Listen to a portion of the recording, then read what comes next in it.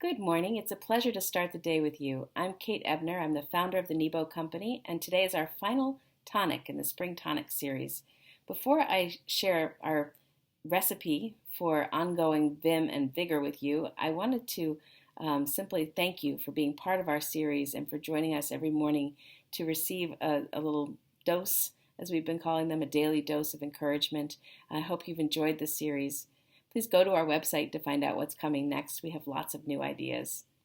The tonic I want to offer this morning starts with a recipe that will hopefully help you stay well and in a great frame of mind as you move forward.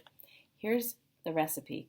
So it starts with P for protection, remembering to protect yourself and those you love, and also strangers by observing the rules that we all need to be following right now for safety. Next is encouragement. Be encouraging. Encourage others and accept the encouragement of others. We all need it right now. Then comes optimism.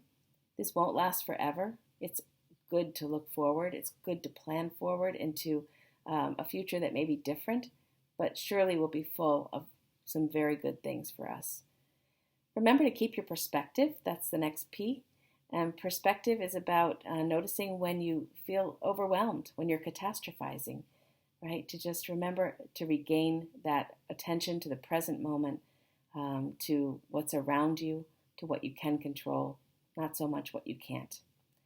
Laughter, we all need it. It's fun. Laughter is the best medicine. So just hope that you have got lots of laughter, if not every day, at least during the week. I always think that when we lose our sense of humor, when we can no longer laugh, it's usually a sign that we need some kind of a break. So make sure you're laughing about something. And then empathy. Our empathy is what's going to, I think, be our legacy from this period. Remember that your kindness, your empathy, your outreach to others really is making a difference right now. So PEOPLE, the acronym is people.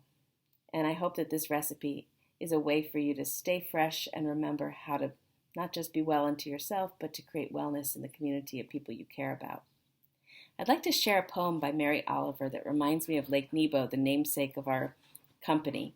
If you get up early in the morning at Lake Nebo, the lake is very, very calm, and sometimes you can see a great blue heron sitting in a tree, and then these giant birds will fly, like in a prehistoric way, low across the lake, and it's an incredibly beautiful and awesome experience to see. This poem reminds me of that experience, and it helps connect us to the one world. The poem itself is called Poem of the One World. It's from 1000 Mornings by Mary Oliver. This morning, the beautiful white heron was floating along above the water, and then into the sky of this, the one world we all belong to, where everything sooner or later is part of everything else, which thought made me feel for a little while quite beautiful myself. Poem of the One World by Mary Oliver. Thank you for being with us this spring.